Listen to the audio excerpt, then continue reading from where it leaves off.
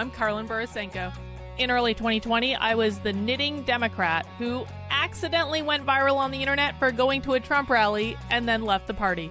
I became the conservative darling, was on all the shows, traveled around the country, and then realized that conservatives were no better than Democrats. If there's one thing that I've learned, it's that both political tribes are two sides of the same coin. But it wasn't all bad. On my journey, I became obsessed with understanding the woke ideology and the culture war. I broke the story of the city of Seattle doing segregated training with its employees. How bad has this stuff become? The city of Seattle has now put out, I'm not kidding you, this is according to Dr. Karlin Borisenko, who's an organizational psychologist. The city of Seattle asked its white employees to voluntarily spend a day off in a training about their internalized racial superiority. I broke the story that led to the first ever federal lawsuit against critical race theory in the schools. I broke the Coke Be Less White story, one of the biggest anti-woke stories of all time. It got over 30 million views.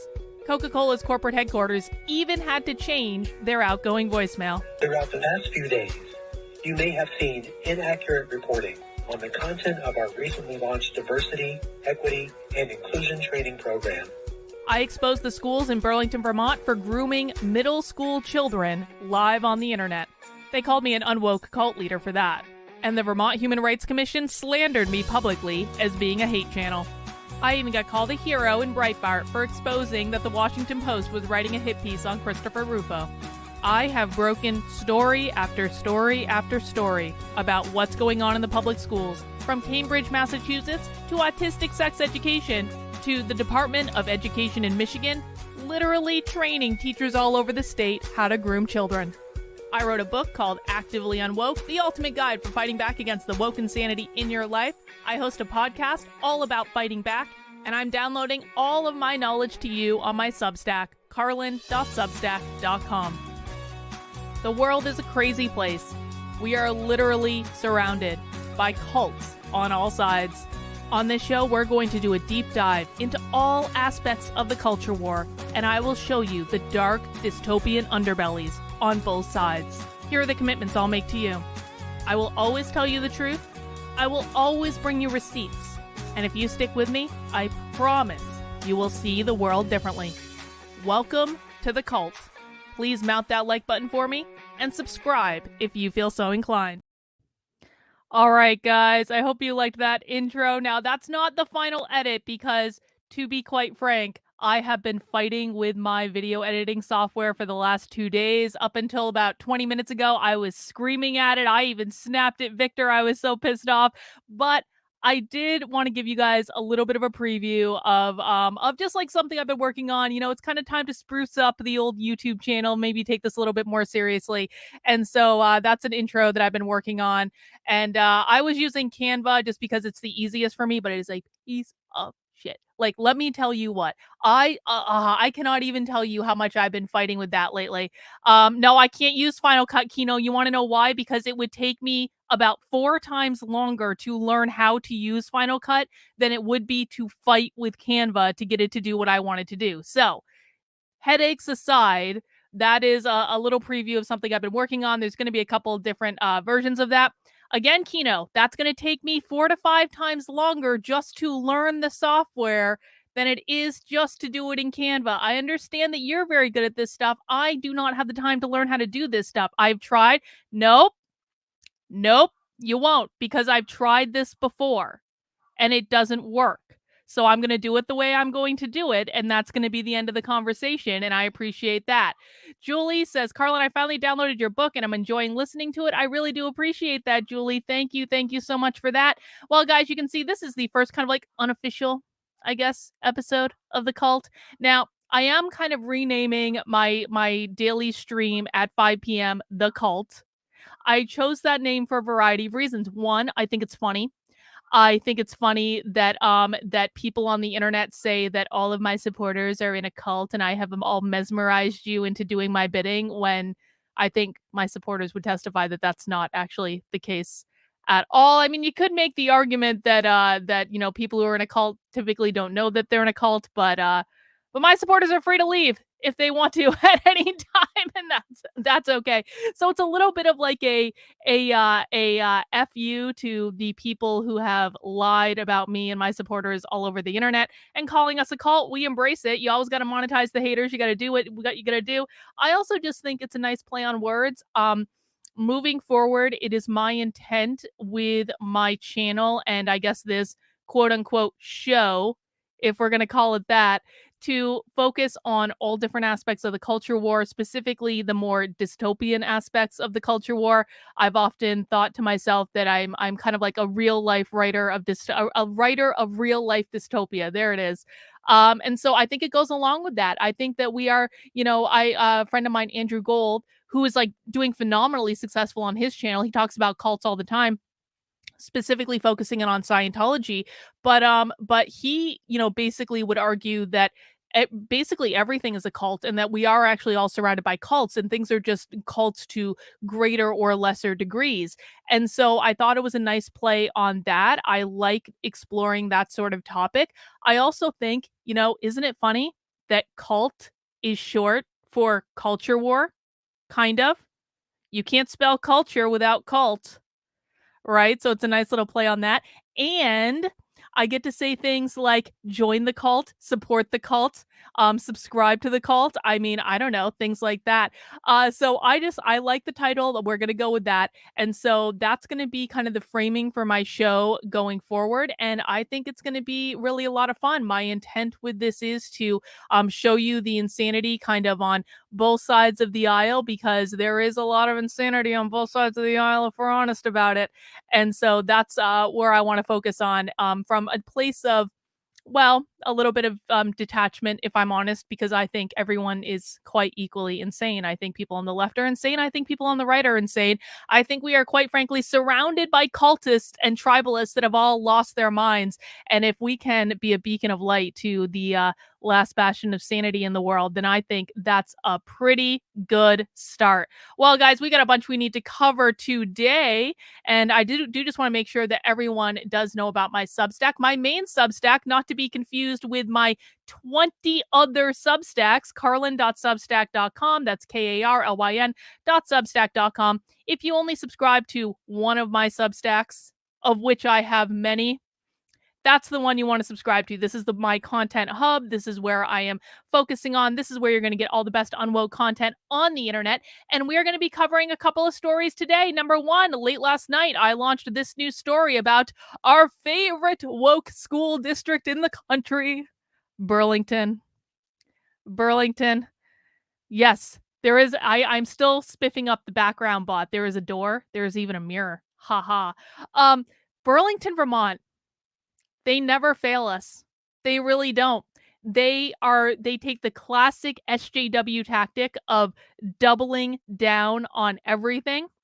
I didn't realize this, but 1 week ago was the 1-year anniversary of me and my Unwoke army, because it was not just me. There were like 24 other people involved. 1 week ago was the 1-year anniversary of when we all exposed the grooming in the Burlington, Vermont school district. It was on April 4th, 2022. And I have continued to cover Burlington and keep an eye on Burlington. I actually have a whole Substack that is going to be getting a lot more content. I know I always say that, but I really do mean it this time, about the granularity of what's going on in the Burlington school, and the town in general, because I am absolutely convinced that Burlington, Vermont is going to become the first city in America entirely built on equity, not just the school district, the city. And there ain't nothing that's saving it. There ain't no turning this back. 75% of the people who live in the town completely agree with and support this direction. There is no mobilizing parents. There is no mobilizing a resistance. There is nothing they can do to vote their way out of this. They are so grossly outnumbered. It is ridiculous. So Burlington is going to be getting worse and worse and worse and worse and worse as it really embraces equity as a part of every single thing that the city does.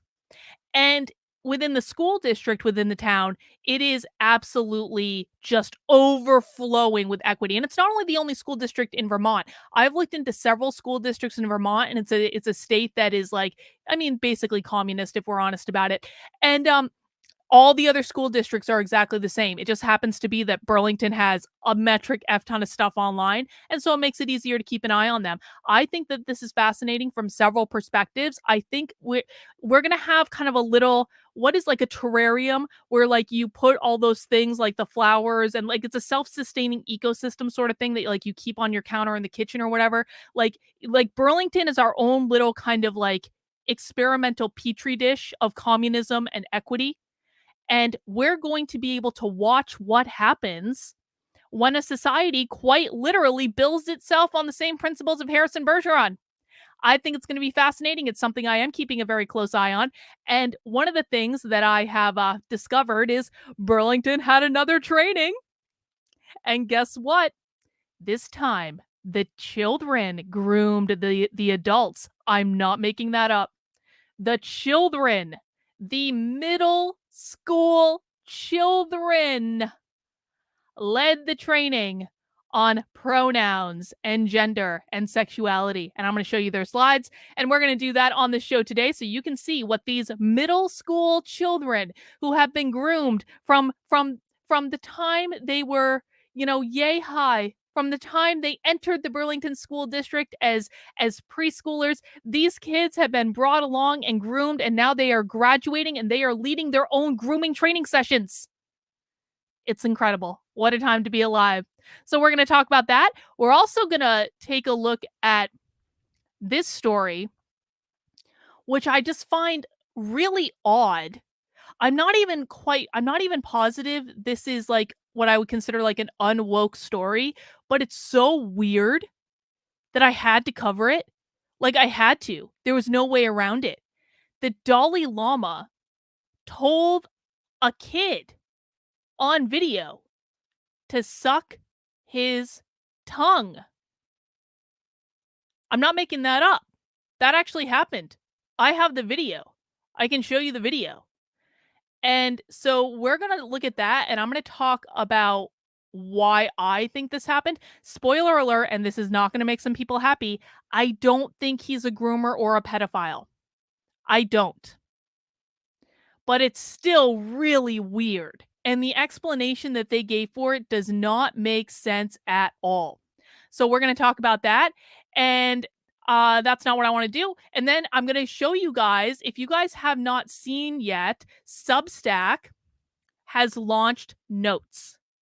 Notes is basically the Substack version of Twitter. Now, I have been using Substack Notes since last week because last week they brought their Substack bestsellers into it, which a bestseller, I don't know why I don't see it on here. Hang on. Where'd my check mark go? Okay, I don't know why my check mark isn't showing up on there. But so if you scroll over my name, you'll see this bestseller badge. That basically on Substack is like your verification. How you get a bestseller badge on Substack is you have to get a certain number of paid subscribers. And so last week, they opened up Notes to everyone who qualifies as a quote unquote bestseller. And so we got to play around with it a little bit early. I think it's awesome. I love it. I love it so much. I really do. And I have a lot of reasons for saying that. And now, as of a couple hours ago, I think about 6 hours ago, Substack actually opened up Notes to everyone. So everyone can join, everyone can get involved, and it is so much nicer than Twitter. I cannot even begin to say. And I'm going to talk about why that is. And I'm going to show you a preview of some of the things that you can do in Notes that you may not have thought of yet. And then I actually have Notes pulled up on my screen today. So if you guys want to just like take a quick tour around it, we can maybe see what's going on. Actually, I don't know if I'm allowed to show this. I have access to a special tab that not everyone is going to see. I have access to this here bestsellers tab, but that's just, look, I'm gonna maybe I already let the cat out of the bag. It's too late. They can be mad at me if they want. But I actually have an access to like, so all of the bestsellers that were on it have access to like a special tab where we can see what each other is saying. That's to help people build their Substacks and stuff like that. I think it's kind of like a nice little perk for getting a certain number of paid subscribers. And I'm just, I cannot tell you guys how happy I am about this. The difference between Twitter and Substack Notes is like night and day. It is like yin and yang. It is like a hellscape, dystopian, ridiculous world where people are driven by outrage and are basically mindless zombies, and a world of culture and civility and, just good conversations with good people. It is so different. I cannot even tell you. And I'm really hoping that now that Substack Notes has opened up to everyone, it will not become Twitter. I really, really, really don't want it to become Twitter, because here's the thing about it. It is the first social network that I'm aware of, and you guys might have different thoughts about this, but it is the first one that I am aware of that does not have either a far left or a far right political leaning. There are people of all different viewpoints who write on Substack. And so you have the far lefties, you have the far righties, you have quite literally everyone in between.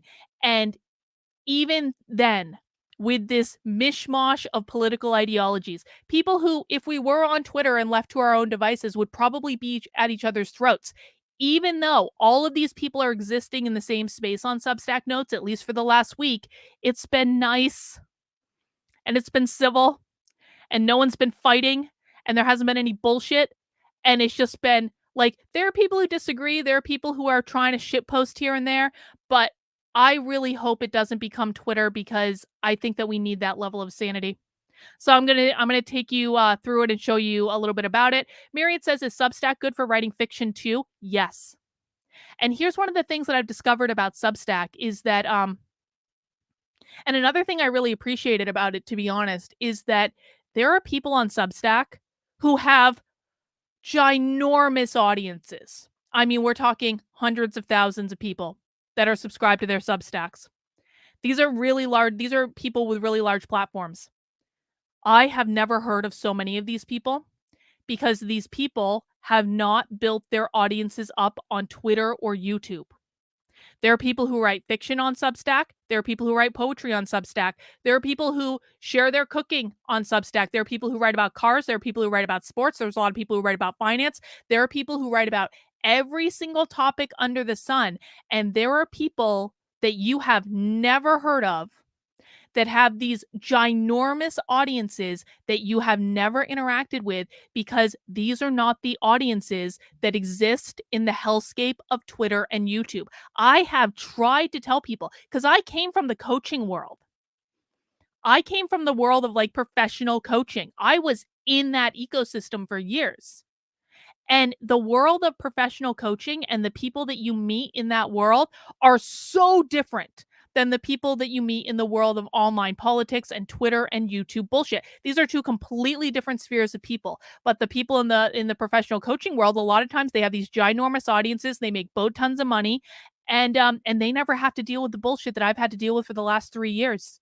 So a lot of times you'll have these different, and people in politics have no idea that world exists. And trust me when I tell you that people in the professional coaching world have no idea that someone like me exists in this politics space, or even like people like Tim Pool or like the bigger names. Like, they have no effing idea. And it's the same with all these other niche writers, because there are so many people in the world, and there are so many people who have no desire to be involved in the political bullshit. And I completely understand it.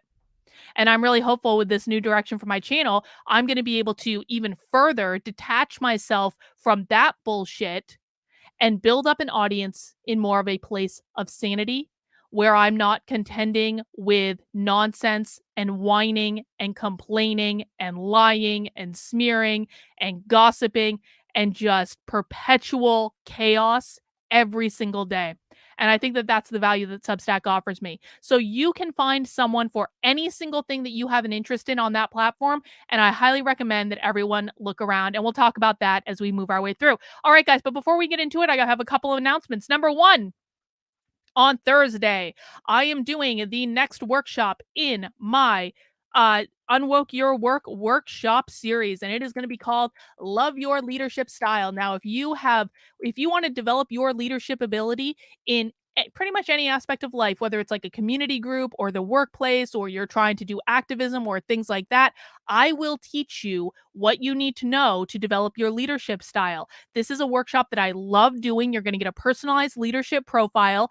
And this is, if you want to sign up for this workshop, I definitely recommend signing up for it today, because I'm going to be sending out the disc profiles to people early tomorrow so that they can complete them in time for the workshop on Thursday afternoon.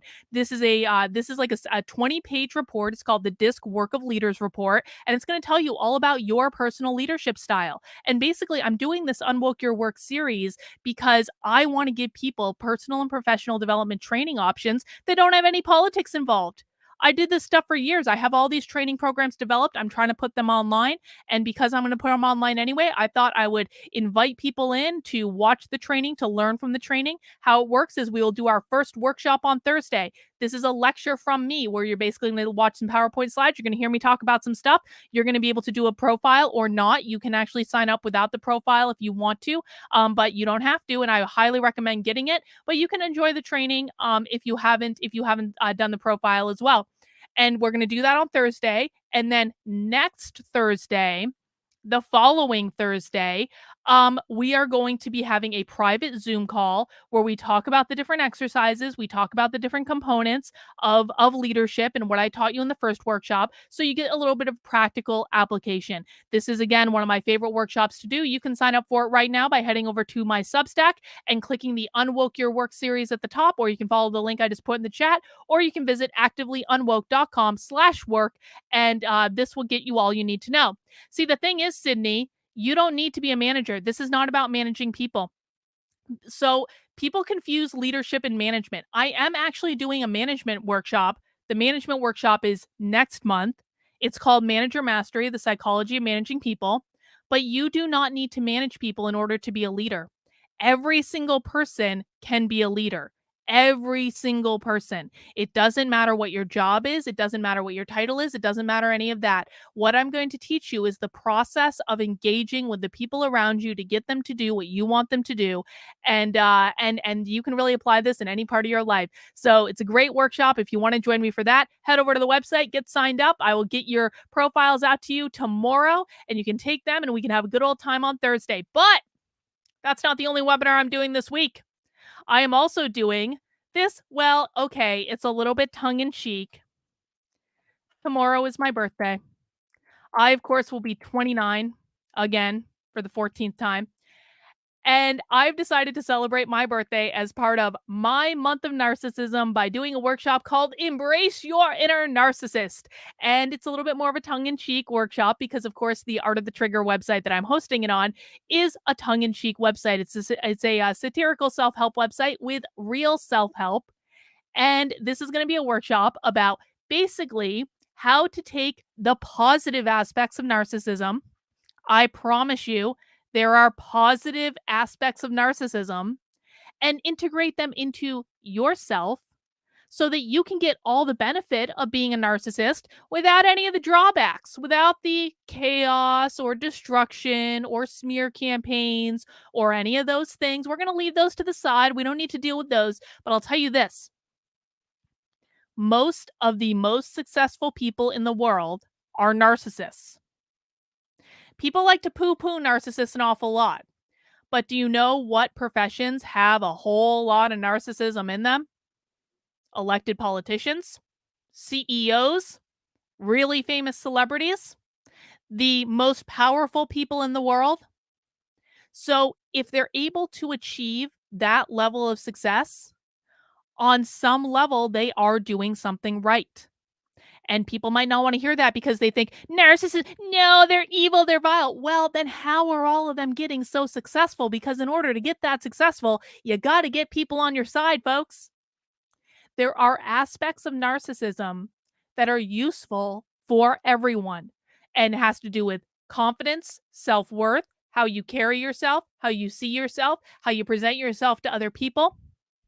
These are valuable things. I know people might not want to hear that, but I promise you, if you rebel and you say, no, I cannot be a narcissist in any way. They're evil. I am pure and good and altruistic, and I am just purely selfish, selfless, and all I do is help other people. And I'm sorry, that's bullshit.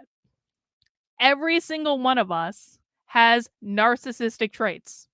If we didn't have narcissistic traits, we would never take care of ourselves. So, learn about the positive aspects of narcissism, how you can embrace it, how you can use it in your life. Bot is asking, am I a narcissist? No, you're not. You know how I know that? For anyone who is afraid of becoming a narcissist because you took an Embrace Your Inner Narcissist workshop, number one, if you are questioning whether or not you are a narcissist, that is an indication that you are not a real narcissist. Because real narcissists would never, ever, ever, ever, ever question if they're a narcissist. But number two, how narcissists are created, again, the real ones, not the fake ones that people are running around on the internet going, oh, they're a narcissist. Not that kind. So the real narcissism is created through a combination of nature and nurture. You have to have the genetics, i.e., your parents have to be narcissists, at least one of your parents. And then you have to have a certain type of upbringing in which, to be honest, your parents don't give you the things they need to give you and are probably leaving you to fend for yourself most of the time. Something has gone really wrong in your childhood if you become a narcissist, okay? But you also have to have the genetics for it. So if you are an adult and you have not developed narcissism yet, you're not going to develop narcissism. You don't have to be worried about that. It's not how this works. And even if you did, you wouldn't think that you're a narcissist anyway. So it doesn't really matter. People take these labels and they distort them to mean things they do not mean. And in the process of doing that, they hinder their own success.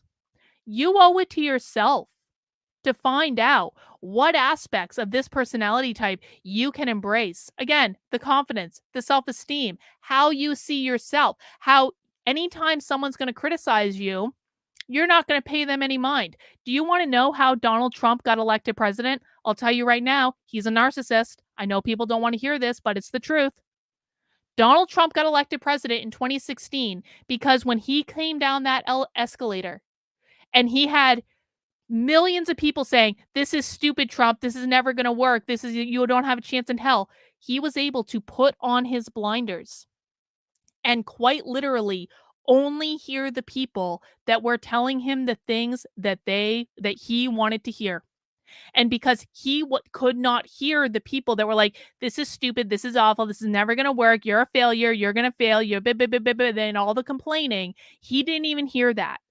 And that is one of the things that propelled him to be able to win the presidential election when no one thought he had a chance in hell.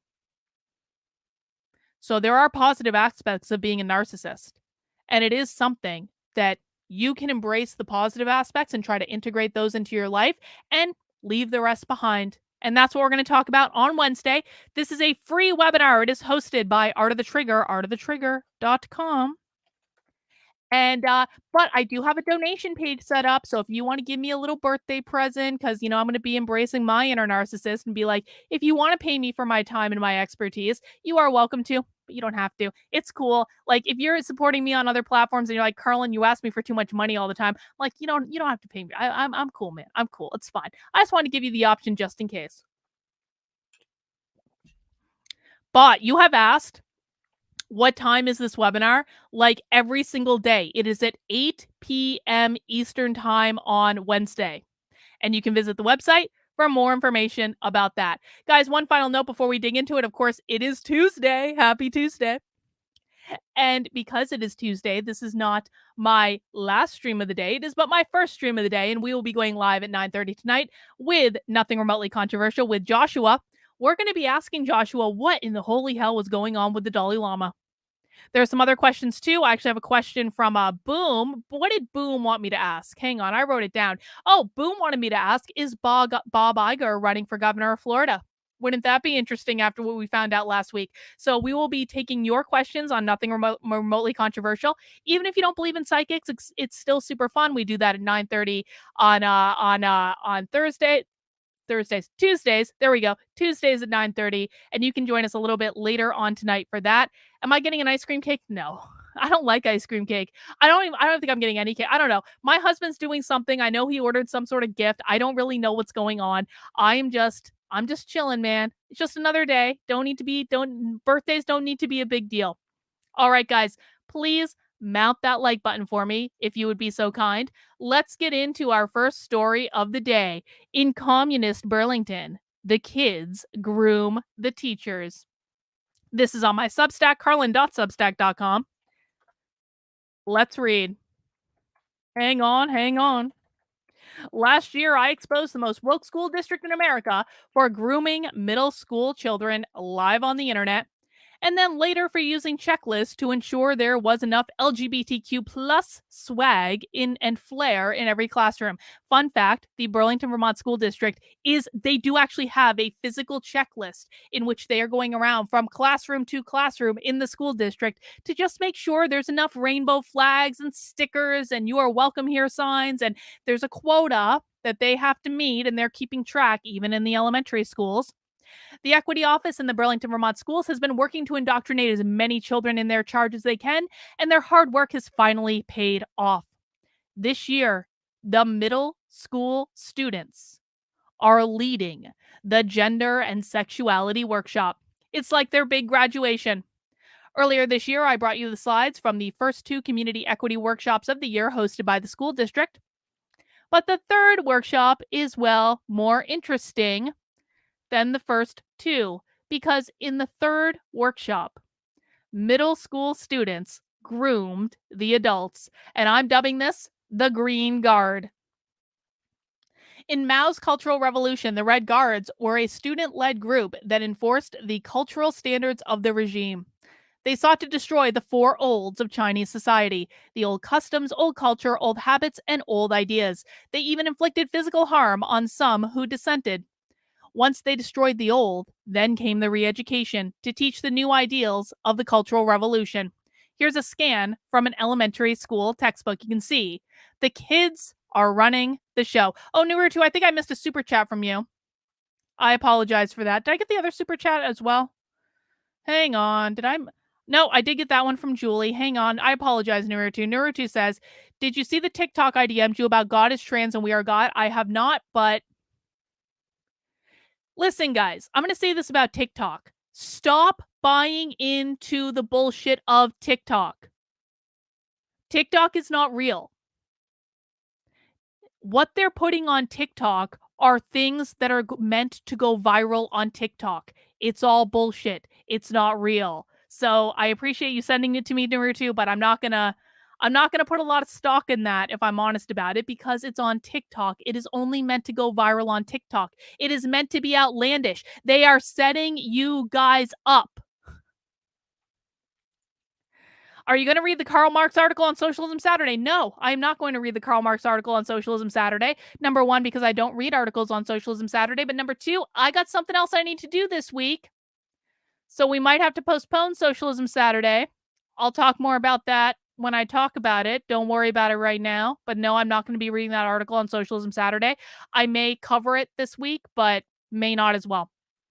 Anyway, so in China, during the Cultural Revolution, the Chinese had a child army called the Red Guard, or Mao had a child army, and they were the ones running around terrorizing all the adults to enforce the cultural standards. Perhaps Burlington will call their students the Green Guard. It does have a nice alliterative ring to it. The community in Burlington gathered at Flynn Elementary School on March 8th, 2023, to discuss gender and pronouns in a workshop that was led by Edmonds Middle School YPAR, which stands for Youth-Led Participatory Action Research. Basically, YPAR is code for the Red Guard, or the Green Guard in this case. YPAR is the same group of students that participated in the online grooming webinars from last year. that should be they teaching this workshop, or them, no, it shouldn't be that. Them teaching this workshop, I had that right, no typo. Them teaching this workshop is how you know the indoctrination was successful. And we can see here, this is on the first slide of the workshop. And it says, in this workshop led by Edmonds Middle School, that's what EMS stands for, Edmonds Middle School, YPAR, Youth-Led Participatory Action Research, participants will understand, apply, and gain comfort around gender, pronouns, and sexuality. And you can see here, all of the students from Edmonds Middle School, presumably, in their best LGBTQ plus swag. Did you know that 44% of the students in the Burlington, Vermont school district either identify as LGBTQ plus or gender nonconforming? 44%, no joke. To set the mood for the event, Superintendent Tom Flanagan issued a rousing statement denouncing the hateful anti-trans rhetoric coming out of conservative events like CPAC. He also notes that these laws don't impact Vermont, which makes one question why he felt the need to issue a statement to students in Vermont schools that wouldn't actually be impacted. It's almost like Tom Flanagan, superintendent of the Burlington, Vermont School District, is trying to make students afraid that if they don't do something about this awful, rampant transphobia sweeping the land, that they might be impacted by it. And it'll come to Vermont next. It's almost like he's fear-mongering a little bit among students. I'm just saying. Now, as one who strongly disagrees with what Michael Knowles says at CPAC, and you guys know that I think that what Michael Knowles said and did is bullshit. And furthermore, I think that if the Daily Wire basically plunged off into the sea, we would probably all be better for it, if I'm honest about it. But even though I think the Daily Wire are awful conservative fear-mongering shills that are going to end up getting a trans person killed because they're teeing up their stupid audience with all of this overblown extremist rhetoric, that doesn't mean that I think that the superintendent of the Burlington, Vermont schools should be making political statements to students. Yes, they are. Conservatives are taking the bait with the Dylan Mulvaney mob. They 100% are, and it is so stupid. Conservatives taking the bait yet again, but that is a different topic for another day. I'm not going to do a conservative suck rant right now. We'll do one of those later. It'll be fine. Anyway, Tom Flanagan, and this was an actual slide in the presentation. You can see how hard this is to read. They fit this entire letter into the presentation slides, and I'm going to read you a little bit of it.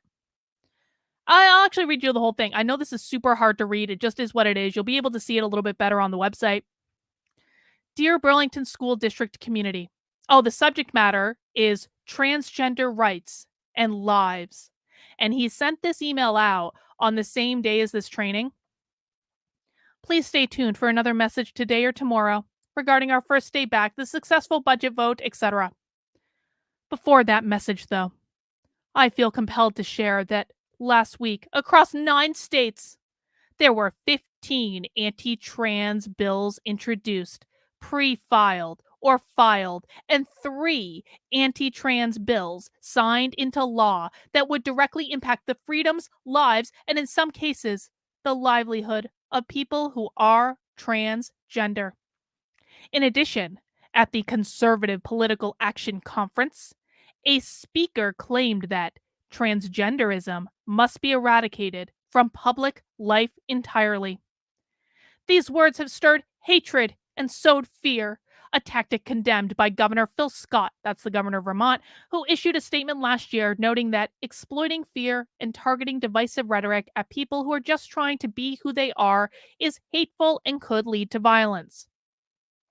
This morning, a Burlington School District staff member, who is a member of the transgender community, shared this story with me, noting, "We are all very scared. Transgender rights and the well-being of the LGBTQ plus community is not about politics. It is about lives."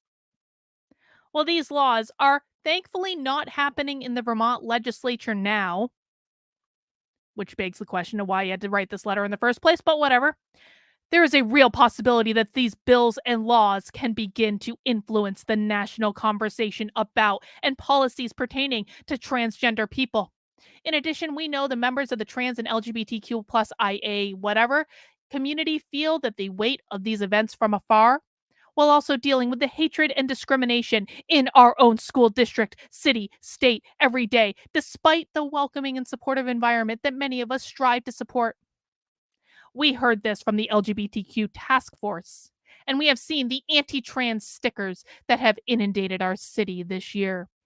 Our students and staff who are trans tell me these events create great stress for them.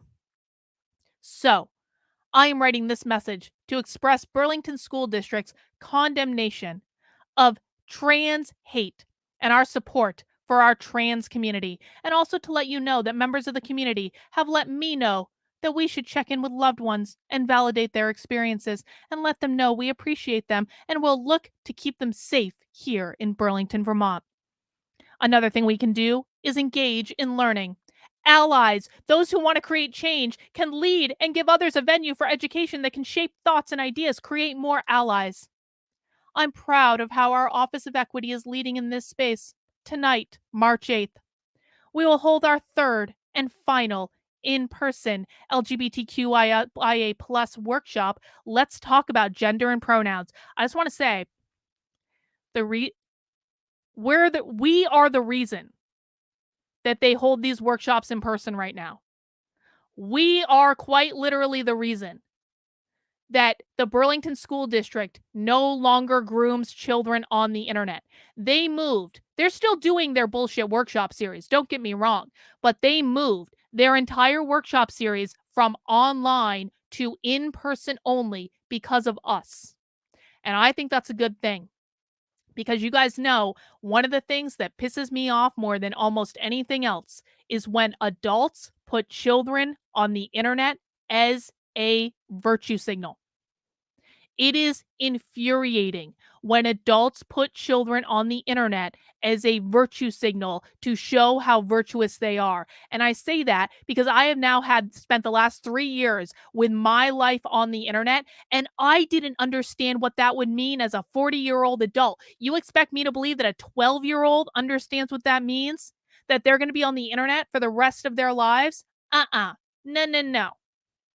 So if the only thing that we accomplished by exposing the grooming in the Burlington, Vermont school district is they stop grooming kids on the internet, that's still a really good thing, and I'm really proud of it. Those kids are still probably going to grow up to be communists if we're honest about it. But hey, man, maybe not. Maybe we can save one or two. Let's see. Where did I leave off? In this workshop, this is an important part. In this workshop, led by the EMS, Edmonds Middle School, YPAR, participants will understand, apply, and gain comfort around gender and pronouns and sexuality. We will explore the use of pronouns, neopronouns, and mixed pronouns, discuss sexuality and how it is different than gender, and hear recommendations from students on how to respect gender and sexuality with friends, family, staff, and peers.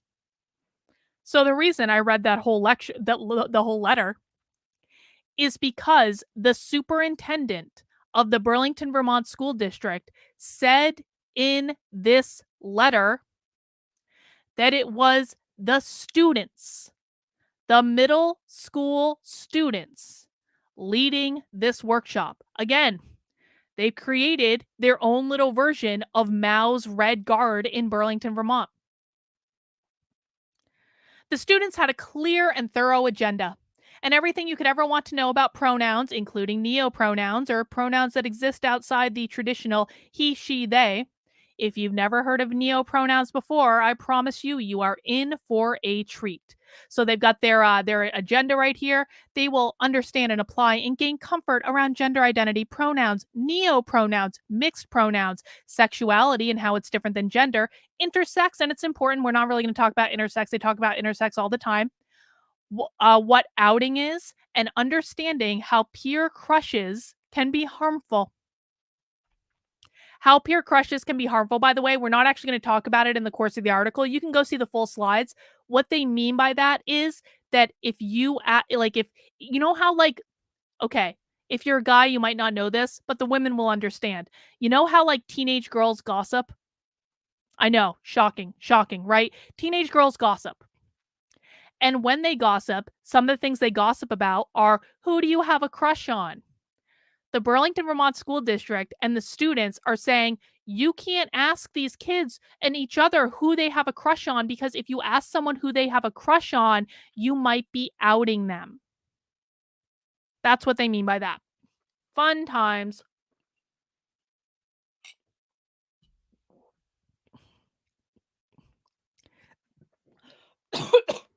Excuse me, water went down the wrong pipe. Hang on. Ah, I hate when that happens. Oh my God, it's like getting water up your nose. All right. They started off the workshop by defining gender. And I'm going to be honest, this is a definition of gender that I actually haven't seen before. Has anyone else seen this definition of gender? The fluid representation of how you identify with femininity, masculinity, androgyny, and everything in between. Isn't androgyny between femininity and masculinity? Like, is there something else between femininity and masculinity? I don't really understand that. But okay.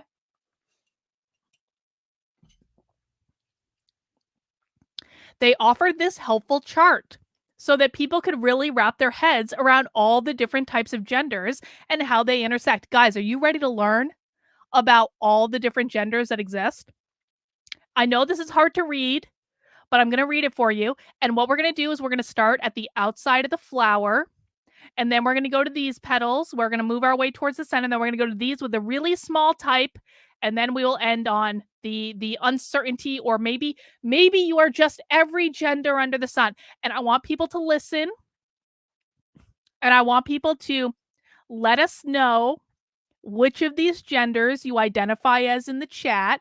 It might be a little confusing sometimes because we don't know how they're defining these things, but let us know which ones resonate with you. So we have, okay, first, male and female. That's, general. Then we have, agender. I put agenda, but that should be agender. That's a typo. Agender. Gender fluid. Then we have masculine agender, and also masculine gender fluid, and feminine age. Oh God, I kept this is got to be autocorrect. Feminine agender and feminine gender fluid. So you see here, masculine agender, feminine agender, masculine gender fluid, feminine gender fluid. Okay. Now here's where it starts. God dang this fucking. I'm so annoyed at these fucking typos. This has got to be an autocorrect. This is an autocorrect. God damn it. It's autocorrect. Like, I wrote this at 3 a.m. Okay, it's autocorrect. You guys, it doesn't matter. We're working our way through. You guys get the idea. But here's the one I'm really confused about. They have two different ones for gender fluid agender up here, and then agender gender fluid. I have questions. Number one, the autocorrect does not recognize agender. It's true. It's true. Reagan likes my typos because she knows I really wrote it and not the AI. Yes, I think you were one of the first to read it. So, here's my question. A, what is the difference between gender fluid agender and agender gender fluid? B, which is more oppressed? Is gender fluid agender more oppressed, or is agender gender fluid more oppressed? I don't know. And then at the very bottom, we had uncertain and or agender gender fluid masculine genderqueer, and uncertain and or agender gender fluid feminine genderqueer. Is everyone clear on those? This is like each bullet is like one full category of gender. Do you identify as uncertain and or agender gender fluid masculine genderqueer, or do you identify as uncertain and or agender gender fluid feminine genderqueer? Or the last category, which is probably the safest bet for anyone, uncertain and or all. So you can, according to the middle school students in the Burlington, Vermont school district, you can literally identify as every single gender on this here chart, or you can identify as no gender on this here chart. Fun times, fun times. And then I have a little poll. Oh, I have a poll up. And so people are actually voting on which they think is more oppressed. And apparently, agender, gender fluid is right now winning as more oppressed, which is really great. The students then encouraged everyone to check in and ask for pronouns regularly, even with people they know, because you never know when a student's not even a student. You never know when a person's gender will change from what it was the day before. They also emphasize that you should not use your queer friends to educate. You can see here. Always use the pronouns a person asks you to use. Check in regularly to ensure you are respecting a person's gender and their pronouns. Educate yourself and avoid using a queer friend to educate you, because you are asking them to do emotional labor and you're not paying them. And queer people should not have to do the emotional labor of educating you. You need to go to an ally and ask them to educate you. And of course, if you make a mistake and get called out for that mistake, you should not get angry. Don't ever get angry when these people put you in a struggle session. No, anger will not win you any points when you're in a struggle session. What you need to do is bend the knee and apologize for being wrong, and then never make that mistake again. That is how you survive a struggle session in the land of these people. The students offered many examples of pronouns. They include she, they, them, it, and its, he, she, they, any/all pronouns, he, him, she, her, they, she, they, it, he, they, ze, them, they, he, she, it, he, it, or no pronouns. My personal favorite of the normal pronouns examples are it and its, because when we're talking about middle school students who are still emotionally developing and discovering who they are, you know what I really think is the most emotionally healthy way for them to refer to themselves? As it. Nothing could go wrong with that plan at all. Their parents definitely aren't setting them up for a lifetime of therapy by calling them it. Can you imagine okay, to be serious for a second, you're telling me you want parents to refer to their children as it, and you don't think that's going to have consequences later in life? But most importantly, this is not a complete list of pronouns. You can see there, these are not all of the pronouns that people can use. You can also use neopronouns. If you don't like any of those choices, you can come down to this list here. And here you get some examples of neopronouns. Now, neopronouns mean new pronouns, or basically made up words. And then they have examples of use. So you could be they, ne, ze, splavak. I don't even know how to pronounce that. Spivak, Spivak.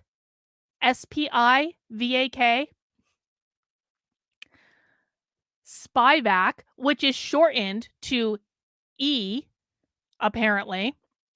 Zer, her, or zer, or Z. These are all choices as well. And if you still don't see ones that you would like on the list, you can basically just make up your own words and use them as pronouns. Who's to say that wouldn't be acceptable? Why are you going to confine me to a list of they, ne, z, spivak, z, zer, z? That just seems a little constricting to me. Remember, never ask someone for their preferred pronouns.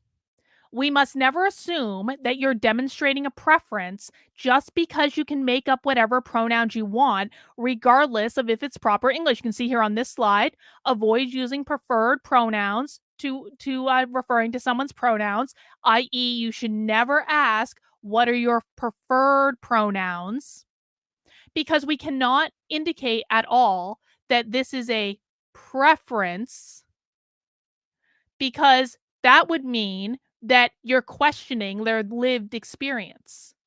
And it doesn't really matter if this stuff is grammatical. We left grammatical pronouns like a long ass time ago. I mean, did they even teach English in school anymore? I'm really asking because like 26% of the students graduating from schools like know how to read and write. And so I really do wonder, are they even teaching this in school anymore? Who knows? Next, the middle school students leading the workshop moved on to a rousing discussion of all the different types of sexualities in the room that people had heard of. Now remember, this is a workshop being led by middle school students with a room full of adults, parents, teachers, community members. The room full of adults is all being led and taught by the middle school students.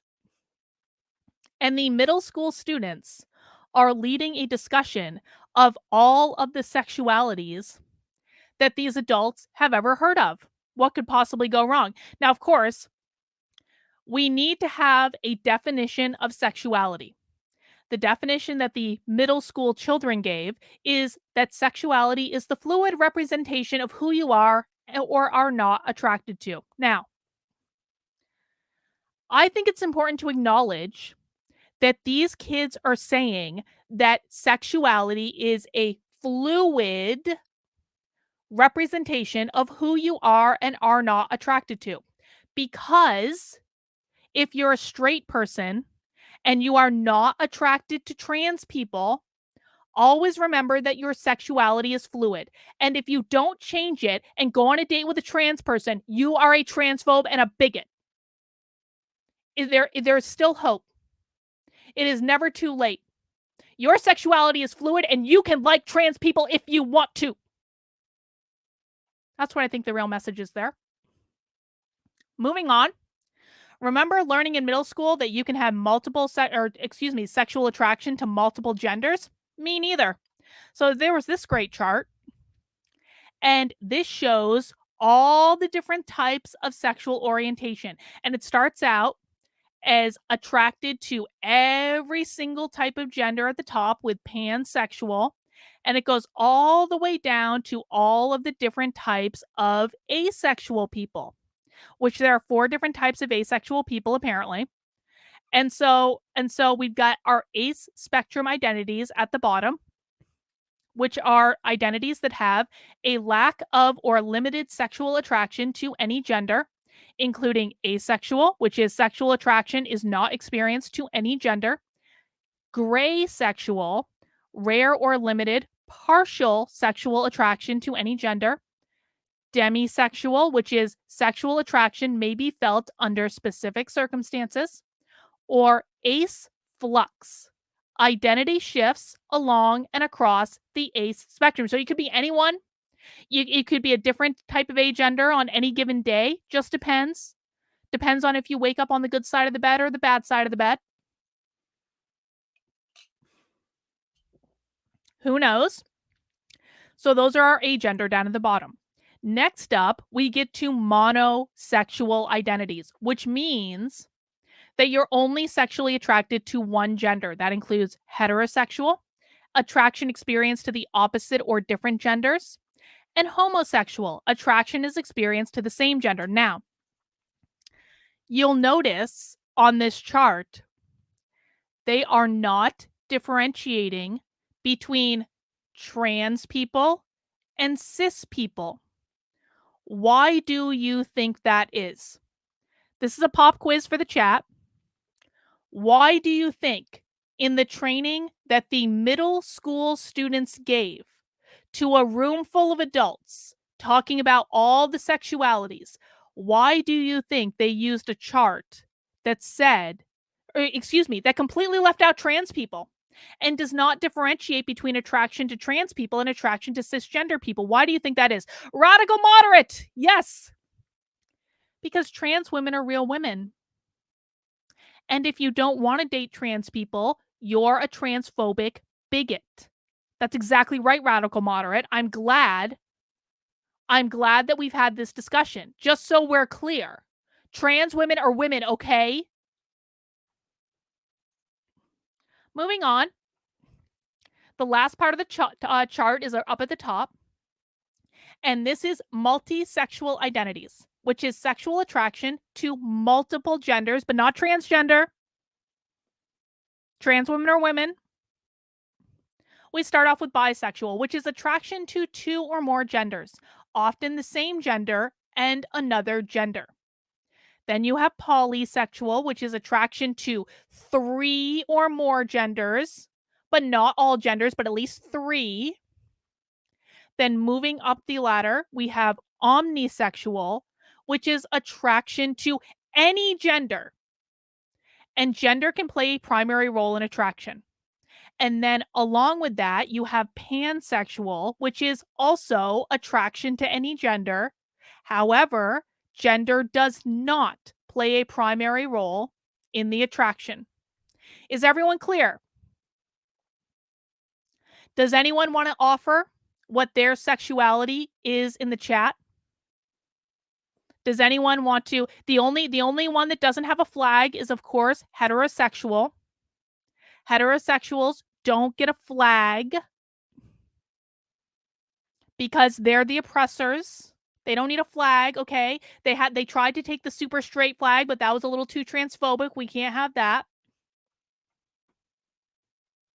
Moving on. Well, that's basically it, actually. There were a few more slides about that just weren't as interesting as some of these, and you can download those slides if you want, but that's really our grand finale. Our big climax, if you will, the sexual orientation scale presented by the middle school students of the Edmonds Middle School in the Burlington, Vermont School District to a room full of adults. What could possibly go wrong? So, of course, I will be keeping an eye on the Burlington, Vermont School District. I have lots of plans. See, the Burlington, Vermont School District probably thinks I've forgotten about them, or they think that I just, pop up every once in a while to cause trouble.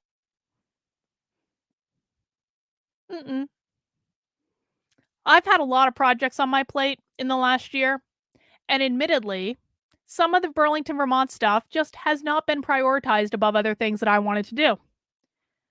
But Burlington, we're going to be in each other's lives for a while, Burlington. Don't think I've forgotten about you. FOIA requests can go back for years. And basically, I think you guys are a lost cause, and so I'm in no rush. I'm in no hurry. But I will be keeping an eye on the Burlington, Vermont School District, and if you guys want to keep an eye with me, please make sure you are subscribed to my Substack, carlin.substack.com. It's tickering across the bottom there. You can subscribe for free, or you can support the work I'm doing with a $5 a month or $50 a year subscription. And remember, guys, tomorrow is my birthday. So if you want to give me a birthday present, what I need you to do, this is the very best birthday present you could give me, okay? Actually, there are two. There are 2 birthday presents that you can give me. Number 1 is you can go to carlin.substack.com. Link is in the description below, and you can sign up as a paid subscriber for $5 a month or $50 a year. That's the very best birthday present you could give me. Or you can send me all of your most woke school documents and assignments and fines to activelyunwoke@gmail.com. I love nothing more than a good dystopian school policy or document or any of these things. I live and breathe for this stuff. It is the best. You can feed my dystopian addiction by sending whatever you have over to activelyunwoke@gmail.com. There it is. And that'll all come right to me. And I really do appreciate it. All right, guys, moving on. Let's talk about the Dalai Lama. Has anyone in the chat seen this video? We'll watch the video. I just need to get it set up.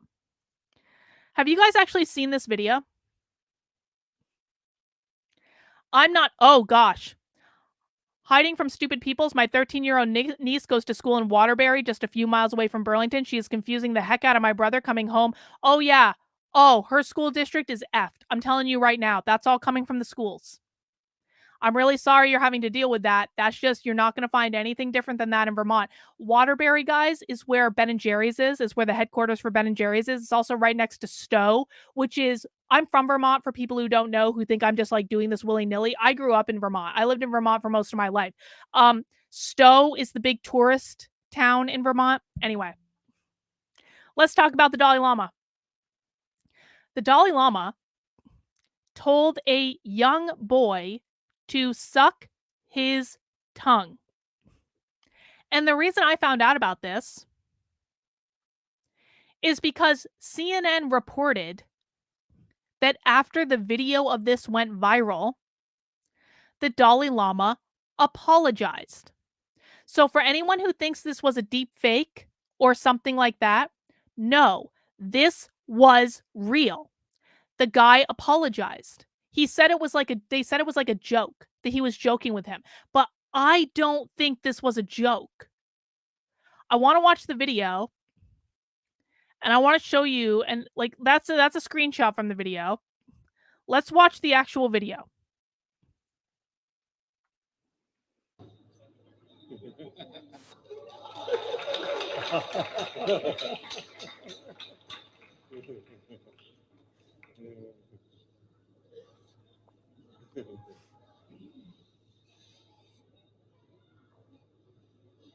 And suck my tongue.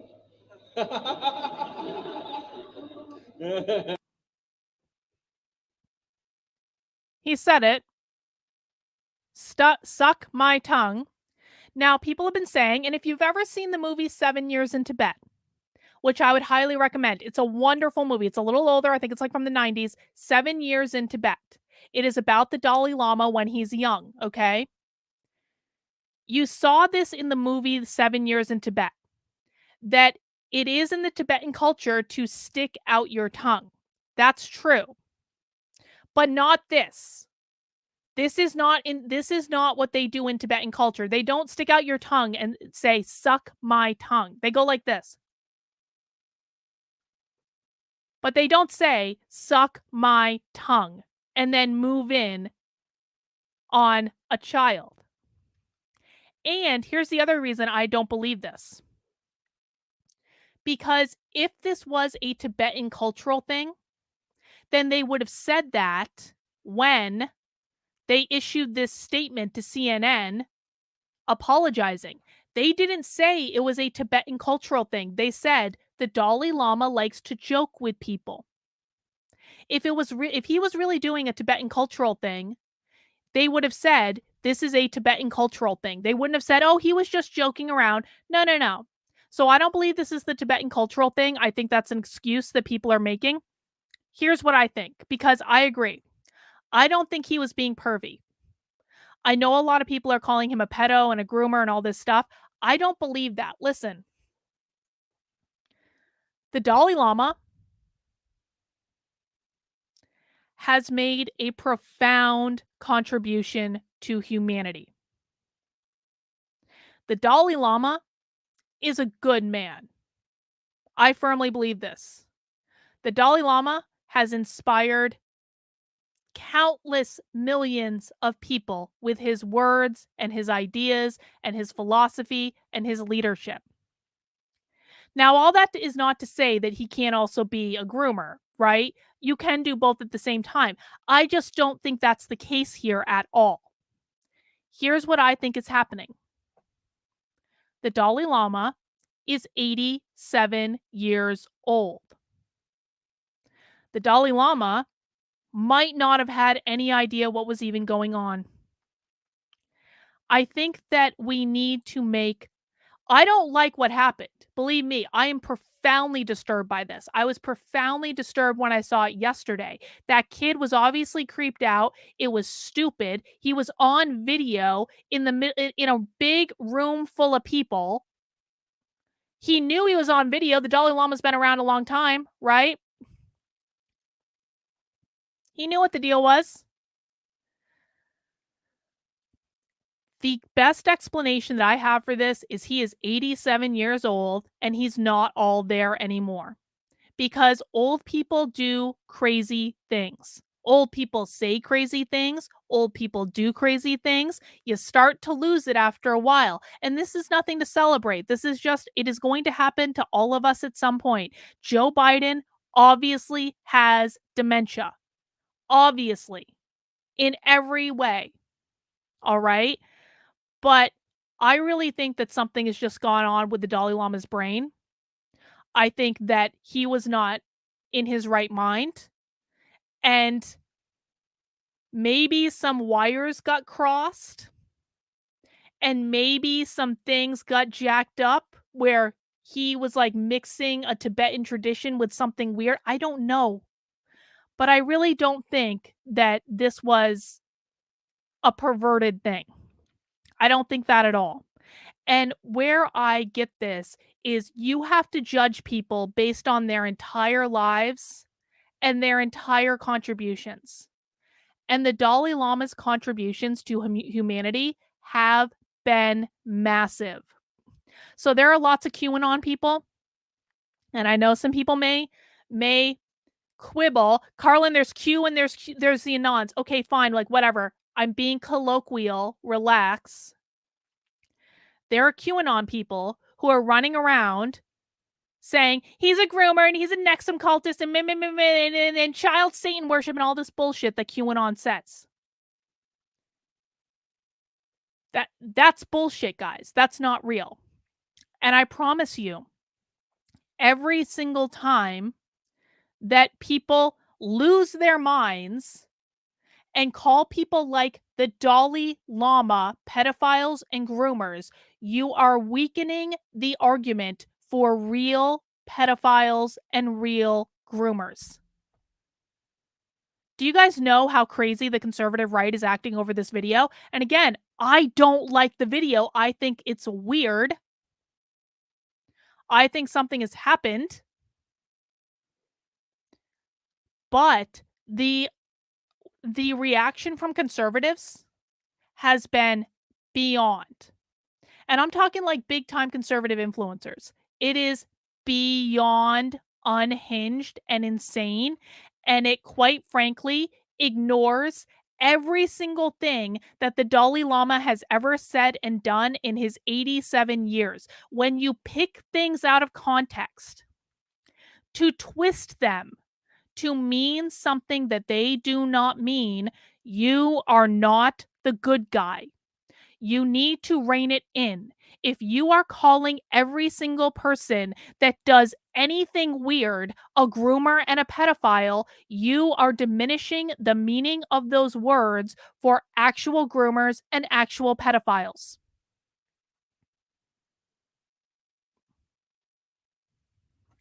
See this? You're an active member on my channel, so you know the fucking rules. This shit will get you banned. For right now, what's going to happen, Ultra Mega Salty, and I'm only doing this because I recognize you in the chat, you're going to get a timeout for this. The next time you do this shit, you're going to get banned from my channel. Do you understand? Because this is the type of reaction from conservatives that makes conservatives look like massive retards.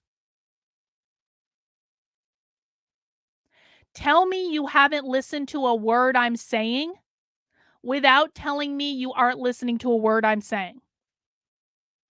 Because this was nowhere in my mouth at all. This was nowhere in anything that I said. And you're going around going, so you're okay with pedophiles? Do you know how fucking crazy you sound? Do you know how unhinged from reality you sound? When you say that there could actually be a possible explanation for this because he could probably have dementia.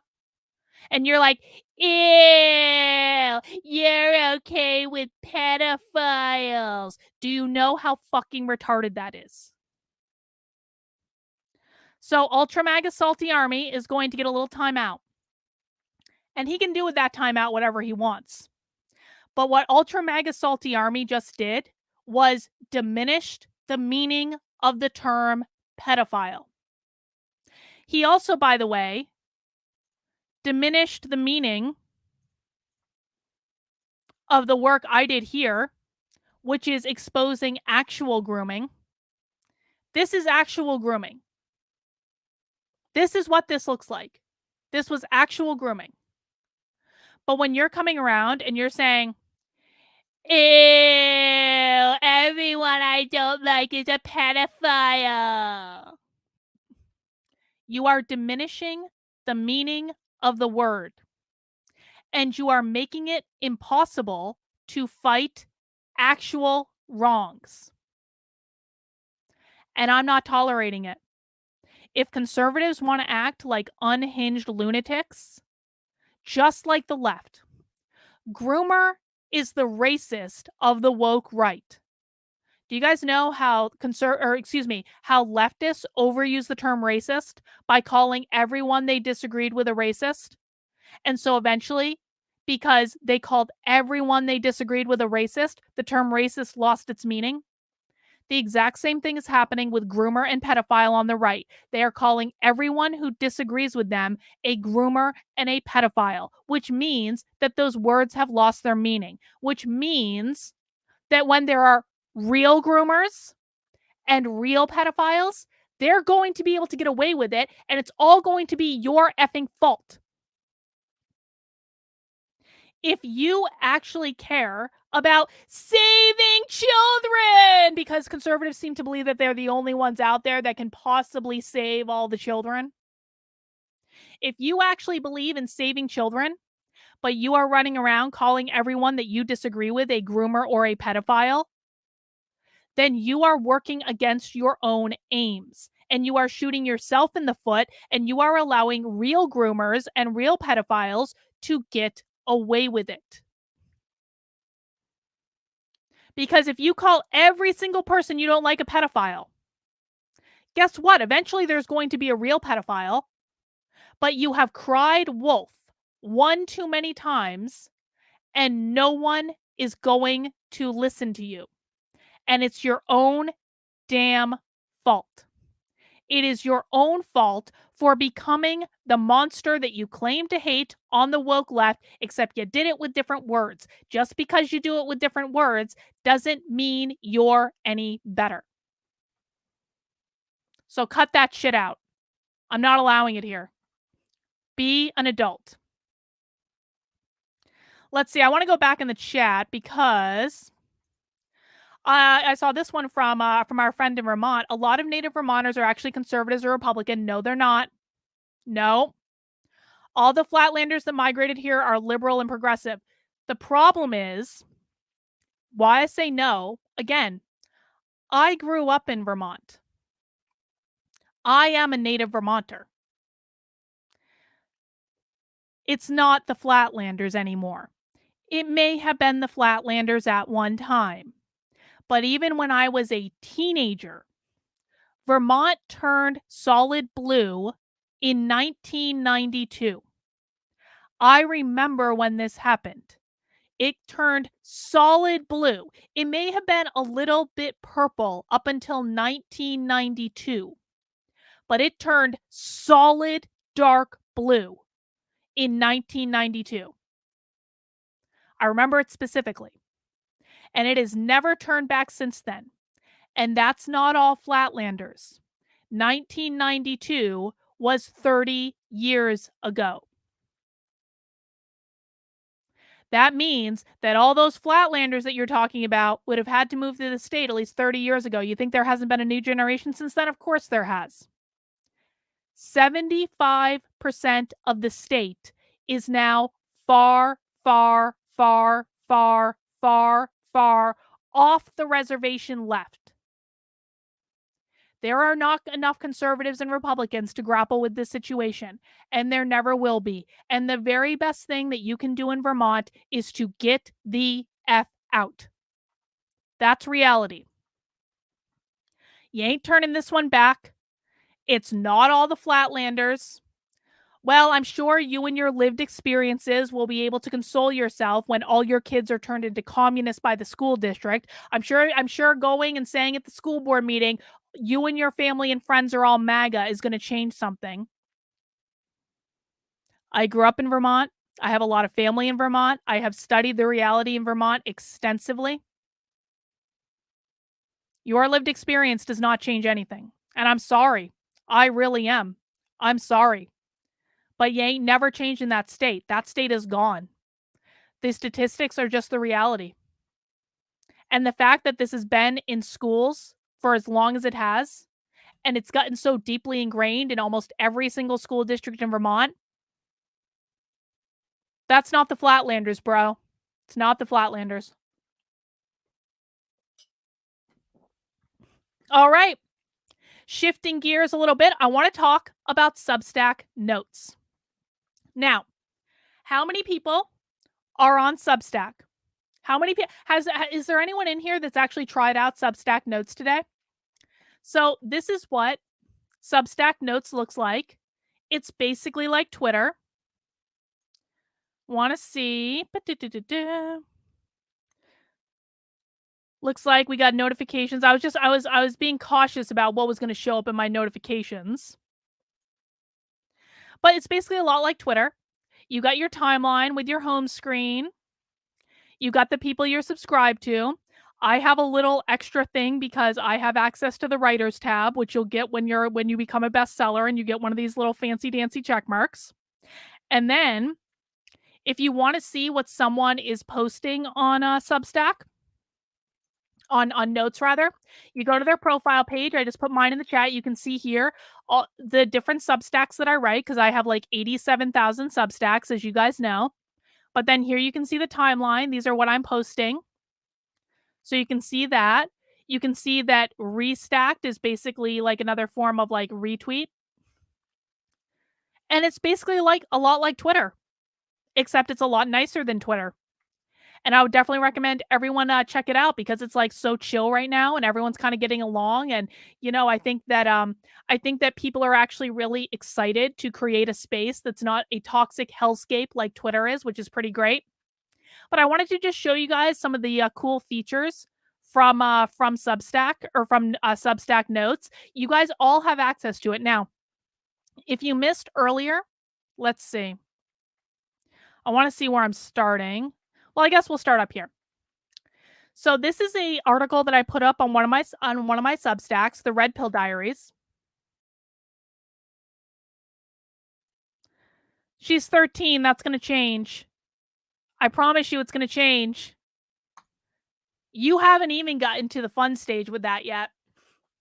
She's coming home talking about pansexual. That's going to change. Listen, man. Listen, I don't mean to pick on you, but right now what you're doing is the classic conservative thing of not effing listening to what's being told to you. And then what's going to happen in a couple of years is your niece is going to come home and she's going to declare she's trans and she's going to want to cut off her boobs. And you're going to be like, what happened? We had no idea this was coming. What happened is you didn't listen to what was being told to you. And so you missed all the warning signs for it.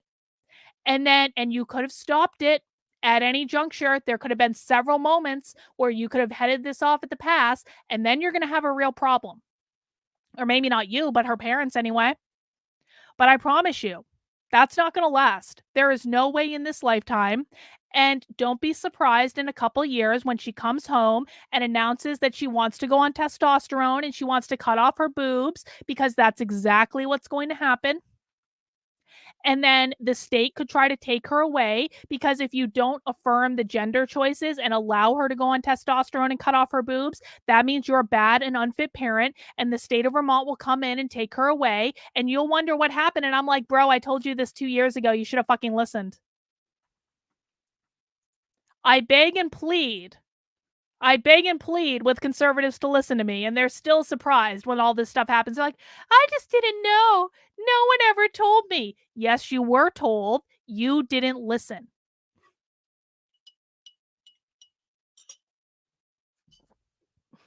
Anyway, so I want to show you some of the features of Substack notes that I think are pretty great.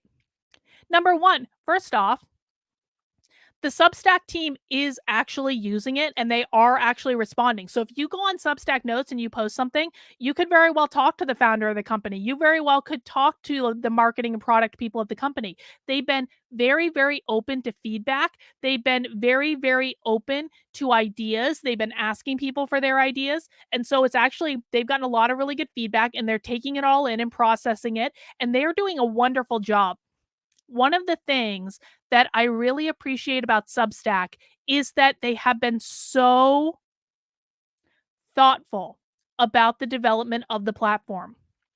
Substack can do so many different things.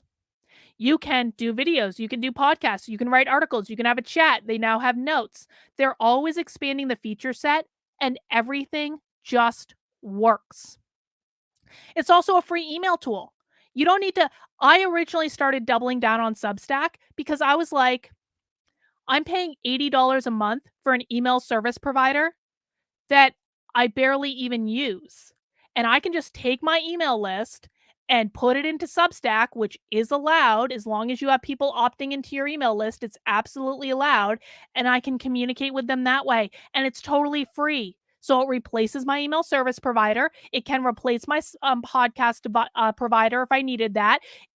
I will be actually building out a Substack for my new show called The Cult. And you can sign up for it right now.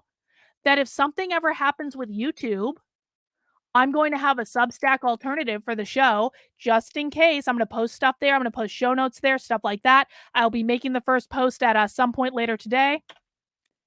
Let me make sure that chat goes through. You can sign up for the Substack for the show. There's nothing on it right now, but there will be. thecult.substack.com. But it can replace everything. And one of the things that is just so amazing about it is everything just works. It is simple. It is seamless. There's no problems. They've done a really, really great job. Let's see. So there doesn't really seem to be a character limit with notes. But if you do post like a longer thing, they will truncate it and you'll get this little see more thing at the bottom. Hang on.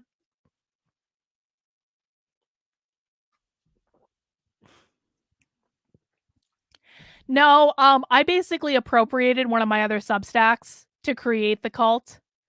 And so there were already other subscribers on it, not many, but there were. But I appropriated it. So you weren't the first, but you're one of the first, so that's pretty cool. Anyway, so you can post as much as you want, but another cool thing is that you can see in this post, look at that. That's Markdown.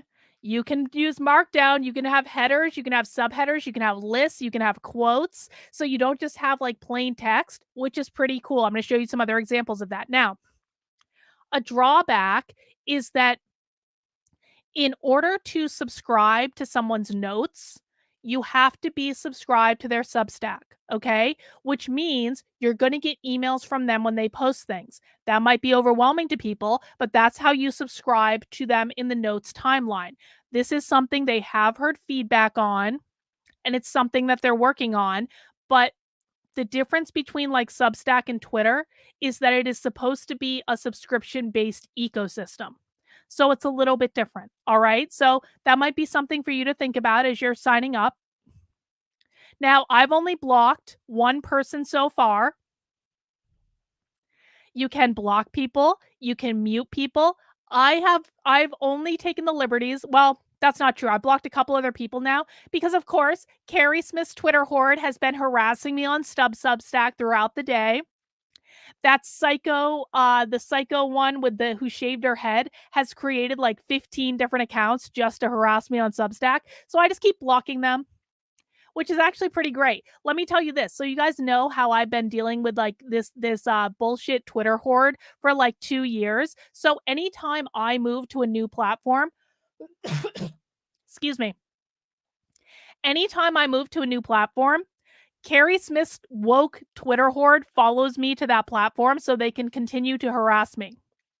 However, on Substack, ain't nothing they can do. Because unlike Twitter, if these people reply to one of my Substack posts, I can just delete it. There's no hiding it. with some secret button where you can use to see all the hidden replies.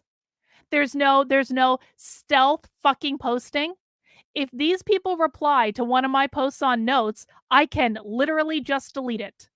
And I have been over and over and over and over again all effing morning because these people have no lives and they have to try to destroy everything. Anyway, the only person I've blocked so far, besides Carrie Smith's woke Twitter horde, is Taylor Lorenz because fuck that bitch. Obviously, I'm going to block her. There's some really cool posts or features in Substack where look at this post. Okay. So this is in right now. This is like a post on my Red Pill Diaries, right? Watch what happens when I highlight just any section of it. I get this little thing that comes up and it says restack quote. And then it pulls it right into Notes and it makes it a cool quote. I'm not going to restack this because I don't want to post it on my notes, but that's all there is to it. It's so easy. So if you want to quote something out of one of your articles, you literally just highlight it and you go restack quote and it pulls it up and it makes it a nice little quote box. And then you can type whatever you want. And then when you post this on Notes, it'll link back to the article. How cool is that? What a great idea. So that's really great. This is what it looks like when you embed a Notes post into your Substack. So it looks awesome, just really seamless. You can also link to a Substack chat in a note, which Substack chat is like a different feature. And you can post multiple things in these notes. So in this one, I've got not only a link to my Unwoke art Substack, I've also got a photo. So on Twitter, if I posted both a photo and a link, only the photo would show. But on Substack Notes, if you post the link and the photo, then you can have both of them, or you can have one of them or the other. So it gives you a lot of more control over what you're actually sharing out and how it's displaying.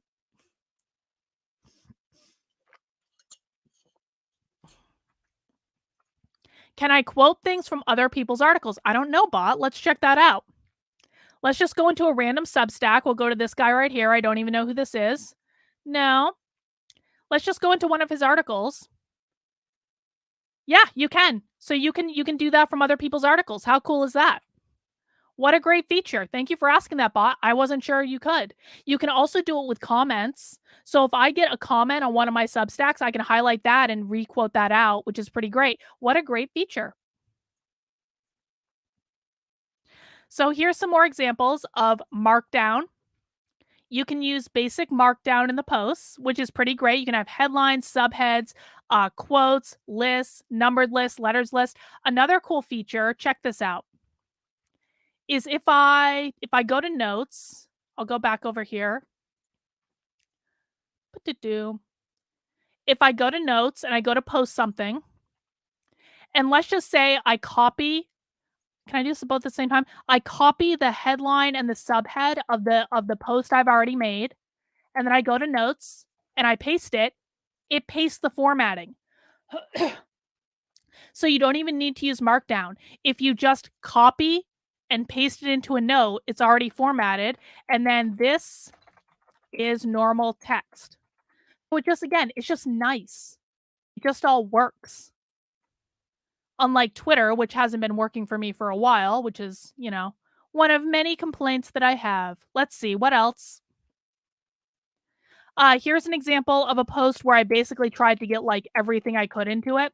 So I've got some regular text, I've got the headline and the subhead, I've got a photo, I've got a quote. You can get a lot of stuff in one post and it still looks like kind of okay. It's a little bit busy for my taste, but like you can put a lot of things in there. And again, it just works all together. And then so let me see. Do I have any comments on this? Let me see. Yes. All right. So for example, here's a comment that someone has made, Drokus has made on this article. So here it is right here. You can see under every comment, you can restack the comment. So you can go restack, which is just posting it like a quote tweet, or you can go restack with a note, and then it just automatically sets it up and you can write whatever you want in the post and it posts it to Notes, which I think is pretty cool. And here's how it shows up. So I think it's pretty great. It has some great features. I would definitely recommend everyone get on Notes.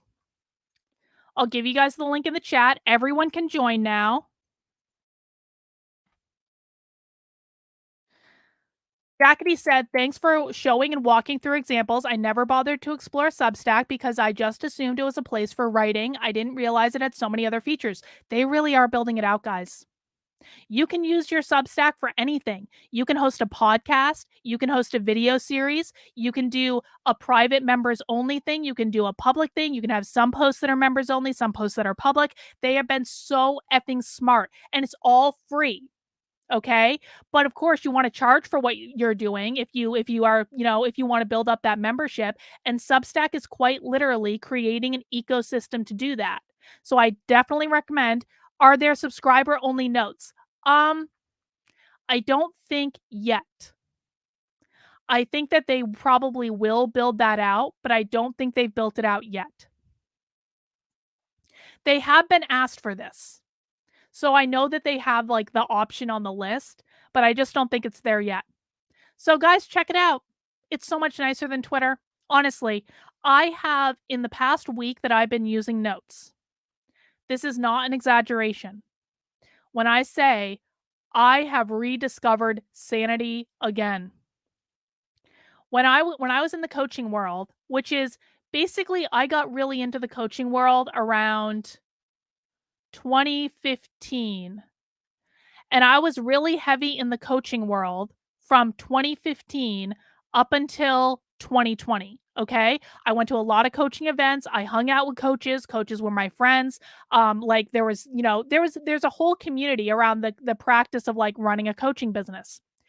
And that was one of the happiest times of my life because you're around positive, optimistic people, business focused people who understand how to build businesses, how to package things, how to have the biggest thing is having a positive mindset. Now, when I went from being in this place where there was a heavy emphasis on having a positive mindset, doing things that are practical, making sure you're putting out into the world what you want to receive back, all that stuff, I felt great. I made a metric F ton of money. I was so productive because that was the caliber of people that I was around. That all got monumentally effed up for me when I got thrown into the world of politics. Politics is a completely different thing. Politics, people have pissy attitudes. They're outraged all the time. They're always looking for things to be angry about. They act like children over every single thing. And a lot of the challenges that I've had existing in the politics space are simply that I am on a completely different wavelength than people who are successful in that space. And you know what? I'm not necessarily saying that one is better than the other. I'm not saying that I'm superior to people in the politics space, although I think I am superior to some of them, but not all of them. I think this is just two different worlds. And my preference is to be around people who have a generally positive mindset, who don't see themselves as victims of the world, who are building productive things in the world. And I am finding that on Substack again. And it reminds me so much of the coaching community that I was in before all this. And it just feels so much better. If you feel like you are being driven insane by the world around you, just know that it doesn't have to be that way. And I'm really grateful that Substack launched this. And I'm really grateful to Elon Musk for fucking it up so badly with Substack by banning the links on his site that he drove everyone to Notes at the same time. And now there's been like a collective bonding experience. So I'm going to be personally spending a lot more time on Substack Notes than I am on Twitter because it's just a better place to be. And please, if you join Substack Notes, do not bring toxic Twitter bullshit into this environment. Please don't fucking ruin it. I'm going to be really upset if Substack Notes becomes the same as Twitter. Really, really upset. But for right now, it's pretty nice, and I hope you guys get onto it, and I hope you try it out. Guys, that is all I have for right now. Please, again, make sure you subscribe, carlin.substack.com. If you want to support the work I'm doing, please sign up for a paid subscription, $5 a month, $50 a year. Many of my articles are now behind a paywall because I got tired of people stealing my work. The Burlington Groomer article is free because I wanted to share that information out with the world, but many of them are behind a paywall. So if you do have a paid subscription, you'll be able to access more of my content, to include this article that I wrote the other day, Woke 101, What You Need to Know About Critical Race Theory, Systemic Racism, and Whiteness. Lots of great stuff in that article. Lots of other stuff going on. Guys, I hope I will see you later tonight for Nothing Remotely Controversial. I will be back in about 3 hours at 9:30 p.m. And that's all I've got for right now. Thank you for joining for my first official episode of The Cult. I hope you guys enjoyed it. Take care. Have a great rest of your day. And we'll